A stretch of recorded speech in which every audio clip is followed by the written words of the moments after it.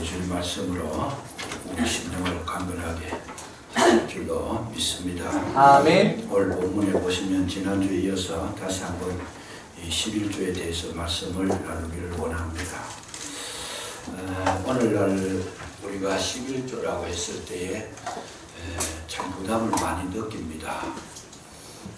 왜 느끼는가 하면 일단 내거에서 나가야 되는 거니까 부담을 느끼게 되고, 또 이러한 것을 노려서인지는 모르겠습니다만은 식자라고 하는 분들, 성경을 많이 연구했다고 하는 분들, 그런 분들 하는 이야기가 오늘날 11조는 없어졌다, 그렇게 설교도 하고 가르치기도 하고 또 방송도 하는 분들이 많이 나오고 있습니다. 그래서 우리는 정확하게 이해를 할 필요가 있다. 이 문제에 대해서 정확하게 이해를 할 필요가 있다. 왜냐하면 이것이 굉장히 중요한 문제라는 거죠. 11조라는 것이 굉장히 중요한 문제이기 때문에 여기에 확실하게 우리가 인식을 할 필요가 있다 하는 거 먼저 생각을 해 두시면서 하나하나 분석을 해 보겠습니다. 11조가 없어졌다라고 이야기하는 많은 분들이 지금 나오고 있습니다. 그래서 왜 없어졌느냐, 그 이유가 뭐냐, 배경이 뭐냐. 예수님께서 십자가에서 모든 걸 다 이루셨기 때문에 11조가 없어졌고 모든 우리의 그런 기준이 다 완성된 것이다. 그래서 할 필요가 없다. 이렇게 주장을 합니다. 잘못 이해하면 그러면 11조뿐만 아니고 주님께서 다 이루셨는데 그럼 우리가 뭘 해야 되느냐 생각해보면 굉장히 막연하고, 그렇게 말할 것 같으면 구원파적인 사상이 거기에 배어있다는 걸 볼 수 있습니다. 왜냐하면 주님께서 모든 걸 다 제하고 온전히 이루셨는데 그럼 우리는 뭘 해야 되느냐, 할 게 없어요. 그냥 회개할 것도 없고 그리고 특별히 기도할 것도 없고 주님이 다 이루셔버렸는데 아주 극단적인 설명을 하고 있다, 그 말이죠. 그런데 주님께서 이루신 것이 있고 우리가 할 일이 있다는 거, 이걸 분명히 인식해 둘 필요가 있습니다. 그럼 주님께서 다 해버리면 우리는 그냥 가만히 있다가 천국 가면 되는가? 하나님께서 그렇게 하시는 분이 아니다는 거죠. 하나님께서 이루신 부분들은 우리가 해결할 수 없는 부분들, 근본적인 문제들, 죄악의 문제들, 우리 인간의 힘으로 해결이 안 됩니다. 사람을 변화시키는 거 사람 힘으로 안 되는 거예요. 그 사망에서 생명으로 옮기는 거, 이 사람 힘으로 안 되는 거예요. 근본적인 모든 문제들을 해결해 주셨는데 그 이후에 더 나은 삶을 살기 위해서는, 오늘 지금 리스는 그 얘기하고 있어요. 더 나은 삶을 유지하기 위해서는 우리가 해야 할 일을 할 필요가 있다, 그 말이죠. 예수 믿은 사람이라도 우리 할 일을 안 하고 계속 예를 들어 가지고 죄를 짓고 범죄하고 악한 일을 행하고, 예를 들면 극단적인 예로 사람을 죽였다. 그 사람이 행복할 수 있겠는가? 예수 믿었는데 다 이루셨는데 그 말도 안 되고 논리도 안 되고 이치도 안 맞는 거, 이런 걸 가지고 굉장히 그것을 자기들이 은혜를 발견한 듯이 그렇게 강조를 하고 공식적으로 이렇게 설교를 하는 걸 보면서 참 안타까운 생각이 드는 거죠. 그 이론은 전혀 성경적이 아니다는 거예요. 출애굽을 했으면 이 가나안이 들어가야 돼요. 예굽만 해버리고 가나안에 안 들어가면 그 삶은 광야에서 끝나는 거예요. 그게. 우리가 착각하고 있는 게 그 부분이에요. 막 그냥 홍해를 걷는 거는 자랑하고 엄청나게 참으로 기뻐하면서도 가나안은 들어가지는 못했어요. 가나안에 들어가려고 그러면 요단강을 건너야 돼요. 그런데 홍해만 건너가 되는 거 아니고 요단강을 건너야 되는데, 요단강은 뭐예요? 자기 부인이에요, 그게. 그래서 가나안의 삶은 자기 부인을 하는 삶을 사는 것이 가나안이다. 이런 원리를 인식을 못하니까 홍해 건너는 것만 가지고 만족하고 건네다가 결국은 그 사람들은 평생 광야에서 뺑뺑이 돌다가 거기서 모래밭에 묻혀서 죽어버렸어요. 일칠 일을 완성을 못하고 있어요. 한 가지만 딱 보고 그걸 다 한 줄 알고. 전혀 아니다, 그 말이죠. 그래서 이 땅에 하나님께서 그럼 교회 세울 필요도 없어요. 다 이루셨는데 뭐. 그러면 일본의 우찌무라 간조라든지 뭐 이런 신학자들 이야기한 그 무교회주의들 교회 안 나와도 예수 믿으면 구원받잖아요. 그럼 교회가 필요가 없잖아요. 그런데 예수님은 내 교회를 세우리라. 어디에? 이 반석 위에. 아멘. 필요 없는 교회를 예수님께서 세울 필요가 없잖아요. 그러니까 굉장히 유명한 분이고 대단한 진리 지식을 깨달았다 하는 분들의 약점이 뭐냐? 자기가 알고 있는데 거기에 한 곳을 몰두해버리고 거기에 그만 빠져버리는 거죠. 그래서 예수님 하신 말씀이 너희들이 내가 온전한 것 같이 너희 천국에서 온전한 것 같이 너희도 온전하라. 왼쪽을 알면 오른쪽도 알아야 돼. 땅을 알면 하늘도 알아야 되고 나를 알면 상대도 알아야 돼. 이게 온전하게 회복되는 생명의 근거가 되는 줄로 믿으시기 바랍니다. 한쪽만 알아서 되는 게 아니라는 거예요. 우리는 교회를 다니지만 교회도 알아야 되지만 세상도 알아야 돼. 그래서 세상에 돌아간 정치도 우리가 알아야 되는 거죠. 사회 문화도 알아야 돼. 그럼 교회만 알고 막 축제하자 교회만 막 파묻혀 있을 때 만약에 세상에 물결이 들어왔을 때 대체할 수 있는 능력이 없습니다. 그래서 사회를 알고 사회의 길잡이가 되어주고 사회의 빛이 되어주고 사회에서 하나의 소금이 되어주고 사회를 이끌어갈 수 있는 역할을 감당하는 교회가 참된 교회다. 그래서 교회는 두 가지입니다. 모이는 교회가 있고 흩어지는 교회가 있다. 이 두 가지가 완성품이라는 거죠. 음이 있으면 양이 있고 빛이 있으면 어둠이 있어. 이거 다 알아야 돼. 선한 것이 있으면 악한 것이 있어요. 성령이 계시면 악령도 있다는 걸 알아야 되잖아요. 이런 것을 우리가 알지 못했을 때에 편협하게 지역적인 문제, 자기만 알고 있는 그 문제에 몰두해버리니까 완전히 그것을 옳은 걸로 알고 심지어 저한테도 그렇게 이야기하는 분들이 있어요. 그래서 정말 바르게 그 자리에서 직설적으로 이야기하면 체면이 말이 안 될 것 같고 그래서 그냥 지나가 버립니다. 지나가기는 하는데 속으로는 생각해 참 안타깝다. 참 tak하다는 생각이 참 tak하다. 어제 그 확실하지도 자기는 확실한 거겠죠. 이제 그것만 알고 있으니까. 그러나 자주 하는 말로 책 한 권 읽은 사람, 100권 읽은 사람이 못 이기는 거지. 그 한 권 읽은 사람. 그런 식으로 하면 우리는 거기에 대해서는 여지가 없어요. 발전할 여지도 없고 다른 사람에게 영향력을 끼칠 여지도 없고 우리는 새롭게 될 여지도 없고 그냥 자기 모습으로 거기에서 살다가 그야말로 우물한 개구리처럼 거기서 살다가 세상 넓은 줄도 모르고 거기서 태어나고 거기서 떠나는 거잖아요. 전혀 그렇지 않다. 물이 있으면 땅이 있고 그렇지 않아요? 이 땅에 땅이 있으면 또 하늘도 있는 거잖아요. 이걸 알았을 때 비로소 온전해지는 것이다.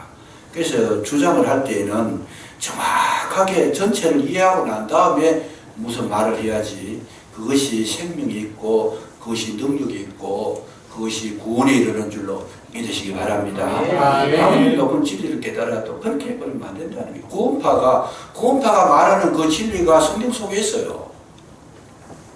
예수님 우리 모든 죄를 대해서 구속해서 돌아가신 거 맞아요. 문제는 뭐냐? 그것만 주장하니까 정말 다른 부분에 대해서는 전혀 놓쳐버려요. 저들은 주기도문도 하지 않는다 그랬어요. 내게 죄 지은 자 용서해 주는 거, 또 우리가 회개하는 거 이거 필요 없다는 거예요. 주님 다 해결해 버렸으니까. 정말 성경이 그렇게 말씀하고 있느냐? 아니잖아요. 예수님은 이 땅에 오셔가지고 첫 마디가 회개하라 천국이 가까이 왔느니라 그랬는데 그러면 예수님 말씀이 그러면 회개하라는 거 예수님 잘못한 거네. 그렇게 해석을 해버리면 진짜 구원파가 되어버리잖아요. 그래서 우리는 온전한 신앙인이 되기 위해서 11조가 없어졌다 하는 말은 틀린 것이다. 예수님도 직접 이것도 하고 저것도 행하리라 하리라 하는 거 11조에 대해서 없어야 된다는 말씀을 하시지 않습니다. 해야 된다는 의도로 말씀을 하고 계시잖아요. 또 어떤 분들은 두 번째로 보면 그 11조는 구약에 있는 것이지 신약 백성들이 무슨 11조를 하느냐 그렇게 말하는 분이 있어요. 근데 여러분 성경을 보세요. 지금 히브리서는 이거는 신약 성도들에게 기록한 책이에요. 간단하게 해석하면 구약을 이야기하는 게 아니고 신약에, 히브리서는 신약에 속한 책입니다. 구약의 걸 이야기하는 게 아니고 구약의 걸 인용해가지고 신약의 성도들이 살아갈 지침을 말하는 것이지, 이거 구약의 걸 이야기하는 거 아니잖아요.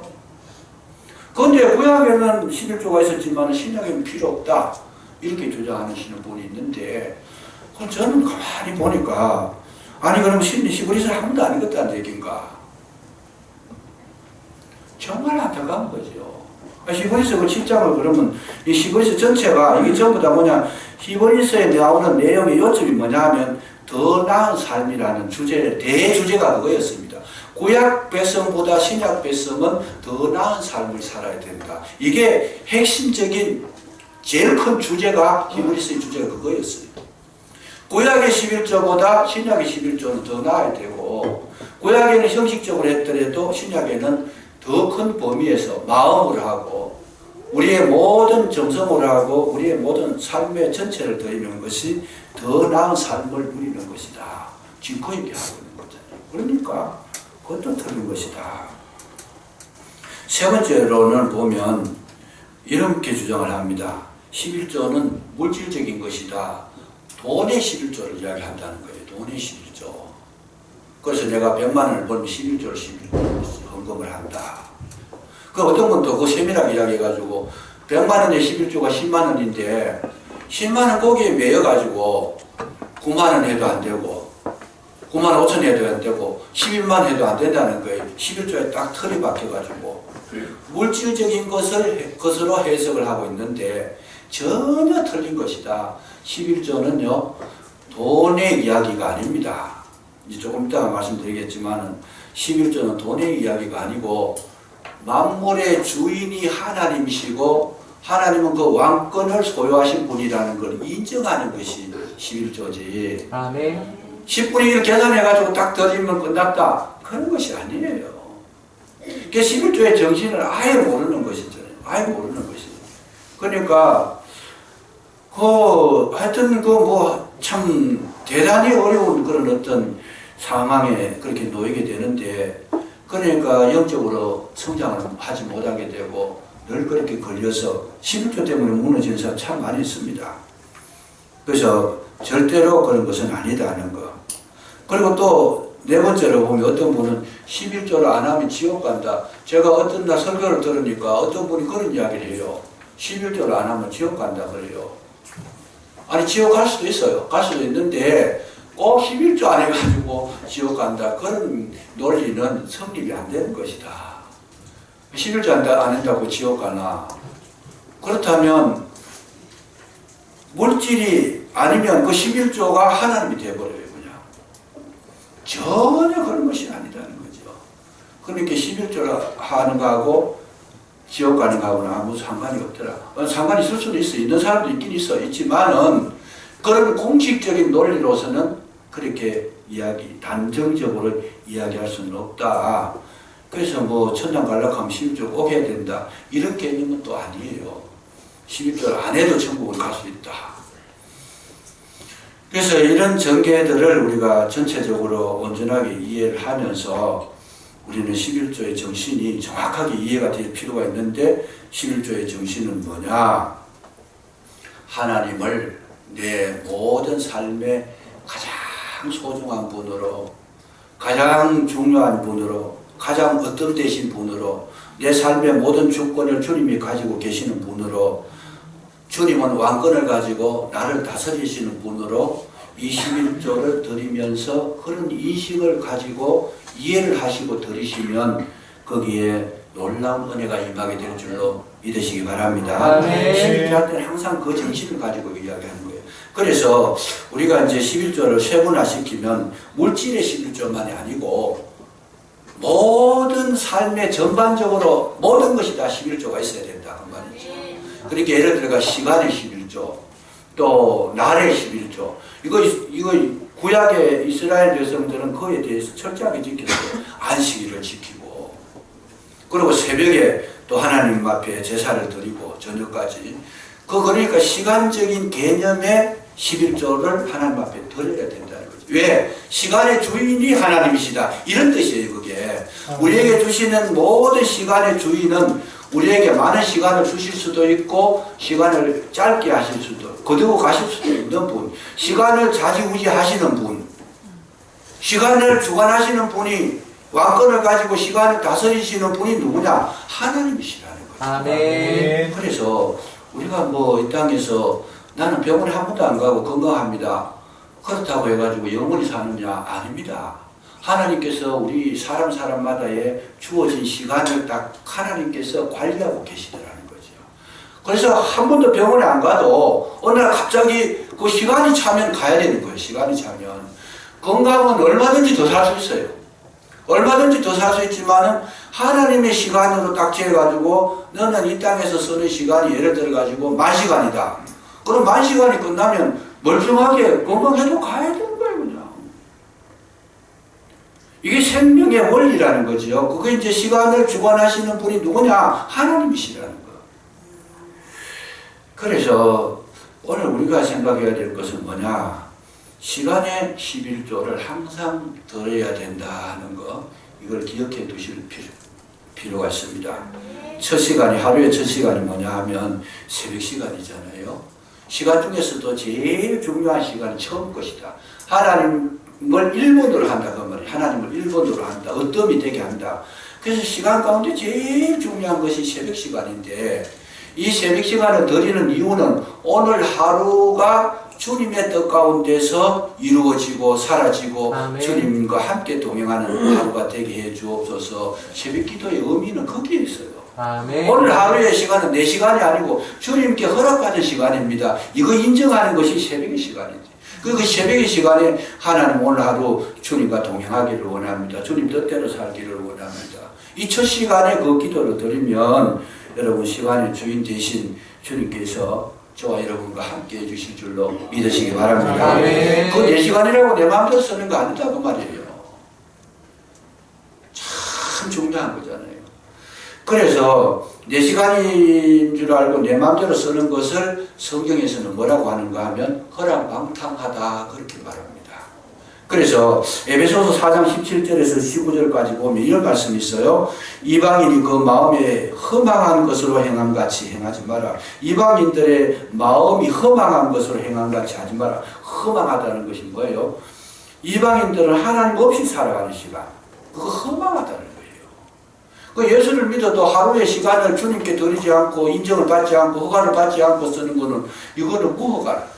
건물로 말하면 무허가로 지금 집을 짓고 있는 거다는 거죠. 하루를 허락하신 그분에게 허락한 것에 대한 감사가 있고 뜻을 부려야 되고 집을 지어도 건축의 설계대대로 하는 이렇게 짓는 것이 그게 허가가 나온 거잖아요. 우리 하루를 살아가는데도 하나님의 뜻대로 살려고 애를 쓰고 힘을 쓰고 주님 앞에 묻고 지나가야 되잖아요. 은혜를 받아서 해야 되는데 이게 없다라면 그 하루라는 시간은 허망한 시간이다.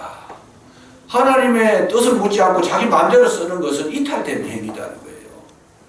그러니까 그런 거는 생명이 없는 시간, 허망한 시간이다. 그들의 모습이 어떠냐? 그들의 18절에 보면 그들의 총명이 어두워지고 그들 가운데 있는 무지함과 그들의 마음의 굳어짐으로 말미암아 하나님의 생명에서 떠나 있더라. 그 시간의 개념을 알지 못하고 하나님의 시간으로 알지 못하는 사람들의 허랑방탕함은 결국은 뭐예요? 총명이 어두워지고 무지하고 마음이 굳어졌더라는 거죠. 총명이 어두워지고 무지하고 마음이 굳어졌다는 것은 하나님과 멀어지니까 마음이 점점 완악해지더라.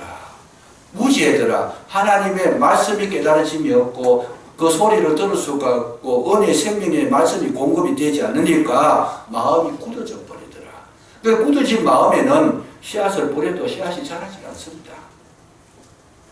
참 중요한 거죠. 새벽부터 하나님을 사모하고 시간의 주인 되신 하나님을 인정하고 그 음성을 청종하고 정말 인정하고 매달리면 여러분 거기에 하나님의 말씀이 공급돼서 옥토밭에 떨어진 씨와 같이 많은 열매를 맺게 될 줄로 믿으시기 바랍니다. 우리가 하나님의 모든 사역을 부정해버리면 제일 힘드는 게 뭐냐? 우리 마음이 굳어진다는 거예요. 굳어짐으로 말미암아 어떻게 해요? 하나님의 생명에서 떠나 있더라. 그러니까 생명의 근본이 하나님이신데 하나님으로부터 생명이 떠나 있으니까 그 삶은 그야말로 비극적이다는 거죠. 끝난다. 비극적이다. 여러분 이 땅에 사는 날 동안에 제일 우리가 주의해야 될 거 마음이 굳어지는 겁니다. 마음이 굳어지는 거. 세상 없는 좋은 게 있어도 그것이 축복이 되지를 못해요. 마음이 굳어진 사람에게 말씀을 던지면 말씀을 내리면 그 말씀이 굳어진 마음에 뿌리를 내릴 수 있겠는가? 불가능하다는 거죠. 불가능하다. 하나님 말씀 자체가 생명인데 예수님 내가 곧 기디어 진리요 생명이라고 그랬는데 생명을 말씀을 받아야 생명이 자랄 텐데 말씀을 못 받으니까 마음이 점점 하나님과 멀어지고 굳어지고 생명에서 떠나서 죽음에 이르러더라. 그런 내용이잖아요. 그리고 죽은 자들에게는 예를 들어가 죽은 나무에 물을 부으면 나무가 빨리 썩어요. 살아있는 나무에다 물을 주면 나무가 싱싱하게 잘 자라요. 죽은 사람에게 말씀을 갖다 들여다 대면 그 말씀으로 말미암아 자기가 더 파괴가 돼버려요. 왜요? 마음이 굳어지니까 말씀을 못 받아들이고 소화불량이 되고 여러분 위가 예를 들어가 위암이 걸린 사람한테 막 고기를 먹이고 최고 좋은 음식을 갖다 먹이면 그 사람 생명이 일찍 끝나버립니다. 못 살아 그 사람. 그 같은 이야기예요. 마음이 굳어졌는데 생명의 말씀이 던져지면 살아나는 것이 아니고 더 죽는다는 거예요. 그게. 그러니까 아픈 사람은 아픈 것부터 고쳐놓고 음식을 줘야 되지. 생제비로 막 위가 아파서 음식을 못 먹겠습니다. 나는 왠지 모르게 막 지금 복통이 일어나 죽겠습니다. 가는 데다 대고 곡집에 막 그냥 무한리필 하는 집에 데리고 가가지고 막 갖다 먹여 놓으면 어떻게 되겠어요? 이런 사람들의 특징은 감각 없는 자가 되더라. 그래서 감각 없는 자가 돼서 여러분 하나님 말씀을 받아도 와 닿는 게 없어요. 하나님 말씀은 찔린다 그랬는데 찔리지를 않아. 그냥 아무 감각 없이 지나간 거예요. 감각 없는 자가 되더라 그 말이죠. 그래서 말씀을 들을 때에 제일 큰 축복이 뭐냐? 여러분 성령의 역사는 감화와 감동을 충만하게 주시는 줄로 믿으시기 바랍니다. 아멘. 말씀을 받았을 때 감동으로 받고 정말 감격으로 받으면 그 말씀이 생명을 충만하게 우리에게 부어주셔서 이 땅의 모든 흑암의 세력을 이기게 하시고 아멘. 우리의 모든 약한 것을 고치시는 줄로 믿으시기 바랍니다. 아멘. 질병도 마찬가지. 질병도 괜히 하나님의 말씀의 생명의 말씀을 자꾸 공급을 받으면 그 질병이 여러분 신기하게도 하나님의 치유하심으로 회복의 역사가 일어나더라는 거예요. 김진환 목사님이 감옥에 가셨을 때 너무 추워가지고 성경을 읽으면서 다른 거는 안 읽고 불자만 읽었다는 거잖아요. 불자만. 그 불자만 읽다가 엘리야의 성령의 불이 떨어져가 하늘에서 불이 떨어져가지고 재단에 막 그냥 재물에 물을 가득히 부어가지고 축축하게 젖었는데 거기에 하나님의 불이 떨어져가지고 막 재단에 재물을 다 태웠더라. 여기에 이른 그 순간 진짜 자기한테 하나님 불이 떨어지더래요. 그냥 불이 떨어져가지고 그 전에는 이 양반이 철학과를 나와 계명대학교 철학과 나온 분이라 모든 것을 철학적으로 생각하던 분인데 그래서 유신정권 반대하고 데모에 앞장서고 막 그냥 인간적인 모든 그런 활동을 하신 분인데 그때 그 불을 받고 나서는 이 마음이 싹 바뀌어버렸어요. 그냥 철저하게 하나님 중심 신본주의로 바뀌어버렸어요. 그래서 그분의 남은 생애가 굉장히 그 훌륭한 사역들을 많이 하시잖아요.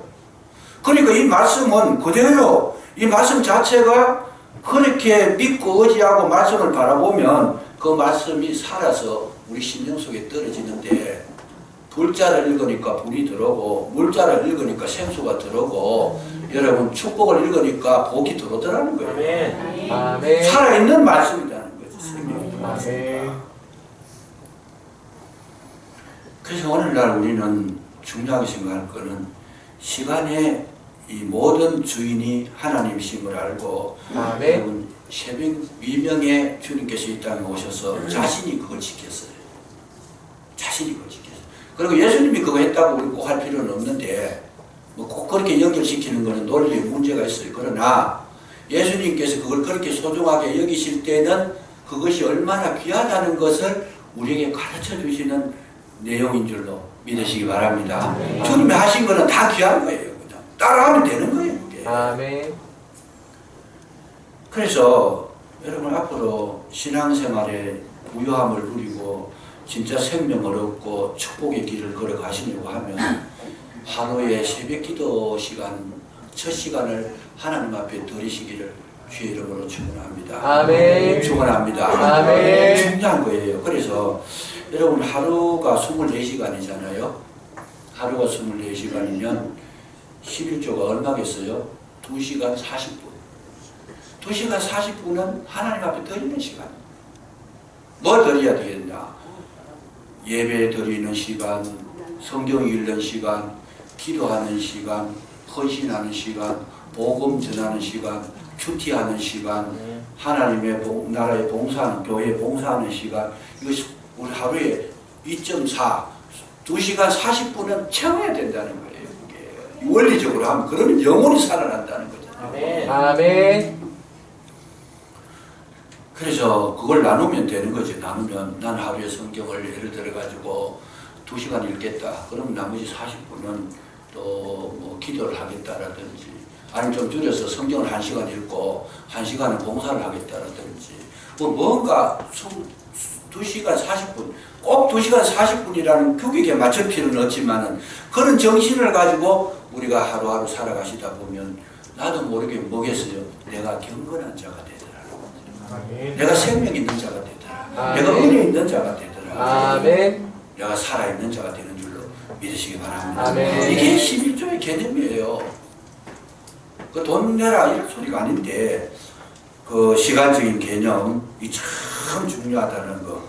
그래서 꼭 기억해 두실 필요가 있다. 그 다음에 이제 나오는 것이 뭔가 하면 이 소산의 11조. 이게 이제 물질의 11조입니다. 반드시 구약 성경에는 보면 이 소산의 11조를 드리라 그래요. 신명기 14장 22절에 보면 너는 마땅히 매년 토지 소산의 11조를 드릴 것이며, 그래서 토산의 11조를 드리는데 우리가 이제 오해하는 게 있어요. 오해하는 게 뭐냐 하면 물질의 11조만 딱 계산해가 드린다는 물질적인 개념을 가지고 계시는 분이 있는데 전혀 그런 것이 아니다 그 말이죠. 이 11조의 개념은 뭐냐? 물질의 문제가 아니고 영적인 문제다는 거예요. 영적인 문제. 그래서 이 물질에 대해서는 예수님께서 이 땅에 오셔서 비유로 말씀하실 때 물질의 문제가 얼마나 중요한가 하면 비유를 토탈을 내보면 3분의 1은 물질에 관한 이야기를 하고 있어요. 물질에 관한 예화를 쓰고 있습니다. 예를 들면 어떤 거겠어요? 달란트 비유. 부자 청년의 그 예수님 앞에 와서 부자 청년의 그 천국 가는 그 말씀 듣는 그런 비유라든지, 또 값진 진주장사, 밭에 감추인 보화, 뭐 부자와 나사로, 고도원의 품꾼.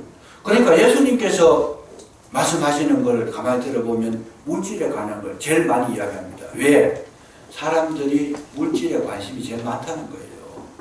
이 땅에 사는 날 동안에 물질에 관심이 제일 많은데 마태복음 6장 24절에 보면 재물과 하나님을 겸하여 섬기지 못하리라. 심지어 물질을 어디까지 하나님과 비교를 해버립니다. 예수님 말씀이에요. 비교를 할 만큼 이만큼 물질적인 파워가 세다는 걸 이야기하고 있습니다. 물질의 힘이 얼마나 대단한가. 가진 자는 살고 못 가진 자는 죽는다는 거예요. 이 땅에서. 사람들의 마음이 어디에 쏠려요? 물질에 쏠려 있다는 거죠. 교회도 예를 들어 가지고 신령한 교회가 되지 못하고 땅에 물질에 속한 교회는 어떤 현상이 나타나느냐? 돈 많은 사람이 교회 주인이 돼요. 그냥 돈 많은 사람이 예를 들어 가지고 교회 등록을 하면 그 사람 왕이 돼버리는 거예요. 그냥 돈 없고 아무것도 없는 사람은 그냥 제외되거든요. 그거는 뭐예요? 영적인 교회가 아니라는 거예요. 영적인 교회는 어떤 교회냐? 돈에 좌우되는 그런 교회가 아니고 여러분 한 영혼의 소중함을 알고 다스리고 이끌어가는 교회가 영적인 교회요 신령한 교회인 줄로 믿으시기 바랍니다. 아멘. 그래서 오늘날 이 물질 문제를 놓고 여러분 물질 문제를 이야기하는 것이 아니고 영적인 문제를 말씀하고 있다는 거예요. 그래서 부자 청년이 예수님 앞에 와가지고 어떻게 하면 영생을 얻을 수 있습니까? 물어보니까 네 가진 것을 다 팔아서 가난한 자들에게 주라.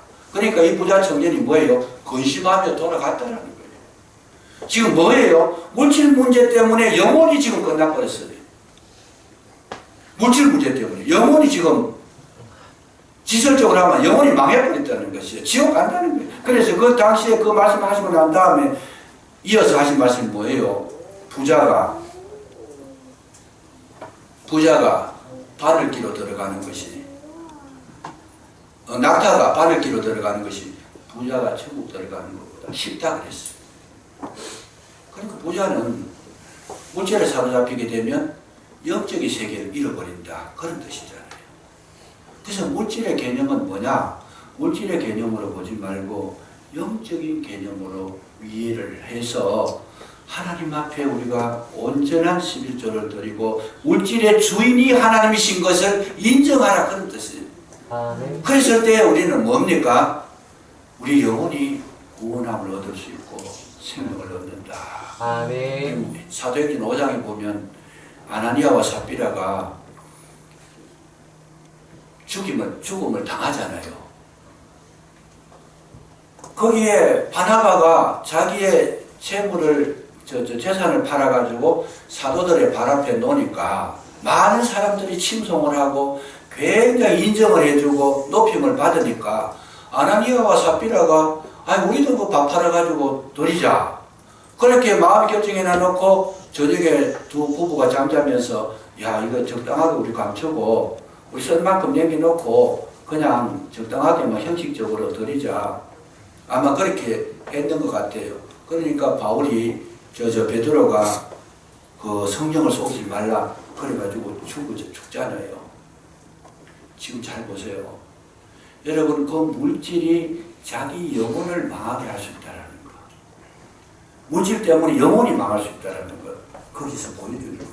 바나바가 드릴 때는 영적으로 은혜로 드린 거예요. 거기에 무엇은 자기 명예를 얻기 위해서 땅의 욕심을 얻기 위해서 인정받기 위해서 자랑하기 위해서 있는 것이 아니고 자기 영성에서 나온 하나님의 물질이니까 주의 몸된 교회에 정말 하나님께 주인임을 인정하는 의미에서 드린 거고 아나니아와 삽비라는 물질 중심이라 그걸 놓지를 못해가지고 물질을 붙잡고 자기 이름만 명예만 얻으려고 했는 것은 그 형식적이지 마음이 어디에 묶여있어요? 물질에 묶여있다는 거예요. 그게 물질 문제를 말하는 게 아니고 그 영혼의 이야기를 하고 있는 거예요 지금.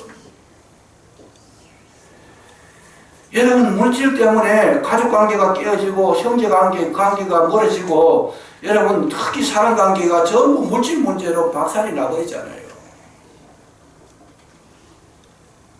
물질 때문에 신앙에 걸림돌이 된다면 그 물질은 나에게 유익한 것이 아니에요. 진짜 물질이 나에게 유익한 것은 이 물질은 하나님 것이라고 하는 인정을 하면서 믿음으로 드렸을 때 거기에 우리의 영혼이 살 길을 찾게 되고 생명을 얻게 되고 하나님의 은혜를 누리게 되고 우리 마음 가운데 하늘 생명이 공급될 줄로 믿으시기 바랍니다. 내 영혼도 살고 육신도 사는 거예요. 아멘. 이거를 하지 못해서 11조 그거 아까워가지고 바들바들 떨면서 왜 거기에 매여 있는 동안에 그 영혼이 해방을 받지 못한다는 거예요. 기가 막혀요. 현실적으로 아직까지도 이 문제가 해결되지 못한 분들이 너무 많아. 그래서 그 물질에 매여가지고 진짜 하나님이 나의 주인됨을 내 재산에, 내 소유에, 내 모든 삶에, 내 가계부의 주인이 되지 못하고 있는 거죠. 그러니까 물질이 하나님이 되어버렸어요. 그랬을 때에 여러분 모든 것을 다 빼앗긴다는 거죠. 돈 11조가 아니에요 그게. 11조 땅 마차 계산해가 냈다 끝났다 그게 아니라는 거예요. 오늘 우리 중요한 건 뭐냐. 여러분 구정으로 새해 첫날입니다. 서준데 이 문제를 오늘 이 시간 이후부터 해결하시기를 주의 이름으로 축복합니다. 아멘. 주님은 많이 내라는 이야기를 하지 않습니다. 많이 내라는 이야기는 하지 않지만 11조는 해야 된다고 말씀합니다. 왜? 그것이 너의 영혼의 터전이 되기 때문에, 내 삶의 기반이 되기 때문에, 내 생명의 원천이 되기 때문에, 그거를 인정하는 삶은 의미에서 11조를 하는 거죠. 아멘. 은혜가 넘치면 12조도 하고 3조도 하고, 어떤 분은 12구조까지 한다는 분이 제가 지난번에 간증들을 보니까 자기는 12구조를 한대요. 은혜가 넘치면 얼마든지 해도 괜찮아요. 그거는 자기는 물질적인 개념으로 보지 않고 은혜의 개념을 보고 있다는 얘기예요. 돈 단위를 보지 않고 하나님이 내게 주신 은혜가 너무 크니까 나는 마음껏 주님 앞에 섬기겠다. 물질 문제 때문에 영적인 문제가 파괴되면 가장 불행한 자가 되는 것이고, 여러분 물질 문제 때문에 내 영혼이 해결함을 얻으면 가장 지혜로운 자요 복된 자가 되는 줄로 믿으시기 바랍니다. 아멘. 거기에 대해서 지금 더 나은 인생이 되는 것에 대해서 지금 이 7장에서 이 11조 문제를 가지고 나온 거예요. 그렇게 풍성하게 살 수 있는데도 불구하고 이 문제를 해결받지 못하니까 늘 쫓기며 살아가고, 늘 갈급하며 살아가고, 늘 그냥 전전긍긍하며 살아가고, 늘 불안하면서 살아가고, 그렇게 하지 말라 그런 뜻이에요. 하나님이 나의 주인이 되시면 여러분 내 삶에 물질도 주시고 내 삶의 시간도 주시고 아멘. 내 삶의 은혜도 주시는 줄로 믿으시기 바랍니다. 아멘. 그걸 하라는 거잖아요. 그거를 성경의 내용은 그걸 말씀하고 있어요. 그 문제 해결받지 못하면 아직까지도 물질에 매여 사는 자다. 그래서 이스라엘 백성에게 하나님께서 하실 때 첫 소산, 가장 첫 소산이라는 말, 처음 것이라는 말은 가장 하나님을 소중하게 여기라, 제1로 여기라, 그 어떤 의미에서 첫 소산이라고 그래요. 실컷 쓰고 남는 거 드리는 게 아니고, 많이 드리는 게 아니고, 정말 처음 것을 주님 앞에 드리면 너는 나를 제1로 섬기고 있구나 하는 것이 인정받는 것이고, 그 나머지 문제는 내가 너와 함께 하리라, 내 모든 삶을 보호하고 지켜주리라, 아멘. 인도하리라, 그 약속을 지금 우리에게 보여주신 것이다 그 말씀이죠. 그래서 우리는 물질 문제뿐만 아니고 건강도 마찬가지입니다. 건강 주셨을 때에 끝까지 건강하시려면 그 건강을 어디에 써야 돼요? 주님 앞에 여러분 11조로 드리시기 바랍니다. 아멘. 몸을 11조로 드리는 거예요. 건강한 몸을 11조로 드리면 그 건강이 계속 유지되는데, 11조 드린다는 개념이 뭐예요? 건강의 주인이 하나님이심을 알아라 그 말이에요. 내 몸의 건강, 내가 뭐 운동 많이 하고 내가 막 그냥 영양식 잘 먹고 뭐 그런 거에서 건강한 것이 아니라 내 건강을 주시는 분이 하나님이시다. 물론 우리가 막 이렇게 잘 조절하고 관리를 하면 건강해질 수 있어요. 그러나 그 건강하고 하나님 주시는 건강하고는 질적으로 다르다는 얘기잖아요. 뭐겠어요? 그 건강은 육체의 건강이지만은 하나님 주신 것은 범사에 유익한다. 검생과 내생의 영혼과 육체에 다 건강한. 아멘. 아멘. 영혼이 잘 되고 몸이 건강하면 참 행복자잖아요. 아무리 육체가 건강해도 영혼이 잘못되어 버리면 불행합니다. 생각이 잘못된 사람, 얼마 전에 그렇잖아요. 태권도 하는 사람, 태권도가 부끄러워요. 태권도 하는 사람이 남 아가씨 좀 나쁜 말 하면 수영을 하려고 그러는데 그 아가씨 애인이 와가지고 말린다고 태권도를 가지고 이단전차기 차고 막 해가지고 죽어버렸잖아요. 얼마 전에 나와서 한 달도 안 됐어요. 그 사건이. 그 태권도가 참 부끄러운 거잖아요. 그거. 저도 운동을 조금 했기 때문에 그 소리가 나오니까 막 굉장히 고개를 못하게 부끄러워. 그걸 운동이라는 것은 싸움 잘하기 위해서 하는 것이 아니고 무도입니다. 무도. 뭔가 도를 터득하고 인간됨을 새롭게 터득을 하고 사람의 본질을 찾아내는 이 운동을 통해 가지고 사람의 인격을 새롭게 형성하는 거지. 그거 그냥 쓸데없는 짓 해가지고 사람을 그래. 참 부끄러운 일이잖아요. 그냥. 건강의 주인이 하나님이신 줄 알고. 아멘. 또 우리가 가정생활할 때 자녀도 첫 자녀는 하나님의 자녀라는 거 인정하고 살아라. 하나님께서 우리 자녀를 받으시고 우리에게 모든 생명의 근원이 되도록 주셨으니까 이 자녀를 하나님 앞에 드리는, 우리가 하나님 앞에 어떻게 드리겠어요? 이단 종교도 아니고. 그러나 우리는 하나님 앞에 정말 우리 맏자녀를 제물로 드려야 되는데, 신학교를 보내가지고 참 그야말로 목회자가 되고 일을 해야 되는데 그렇게 할 수가 없으니까 거기에 상응하는 하나님이여 내 자녀를 11조 정신으로 제일 소중한 것을 하나님께 드리는 내 자녀로 알고 하나님 앞에 드리겠습니다. 이런 마음으로 섬기면 여러분 그 자녀를 누가 하나님이 책임져 주실 줄로 믿으시기 바랍니다. 아멘. 첫 아들을 하나님께서 받으시면 둘째, 셋째, 넷째 다 잘 된다는 거예요. 이런 원리로 하나님께서 우리에게 오늘도 말씀하시고 이끌어 나가시는데, 여기에서 1절에서 10절까지 멜기세덱에게 아브라함이 멀쩡하게 11조를 바치는 거예요. 그 정신을 지금 이 히브리서 기자 새롭게 해석을 해가 신학적으로 해석을 해가지고 정말 11조의 삶을 살게 되면 더 나은 인생이 될 것이다. 그렇게 강조해서 주신 말씀인데, 이전보다 더 나은 삶이 되시고 11조로 말미암아 더 풍성한 삶이 되시고 여러분 마음 가운데 한 해를 지나는 동안 산 소망을 가지고 행복한 삶을 사시기를 주의 이름으로 축복합니다. 기도하겠습니다. 감사합니다. 아버지 하나님, 멜기세덱은 살렘 왕이요 지극히 높으신 하나님의 제사장이라. 아브라함이 전쟁 후에 자기의 모든 것 가운데의 소득의 11조를 하나님 앞에 드림으로 이 아브라함은 떡과 포도주를 받은 줄로 믿습니다. 우리가 주님 앞에 참으로 우리 나의 모든 삶을 주께 드릴 때 주님 오늘도 우리에게 떡과 포도주를 허락하셔서 생명 있는 삶을 살게 하시고 주님과 함께 동행하는 발걸음을 걸을 수 있도록 도와주시옵소서. 함께 하시기를 원하옵고 그리스도 예수 이름으로 감사기도 드리옵나이다.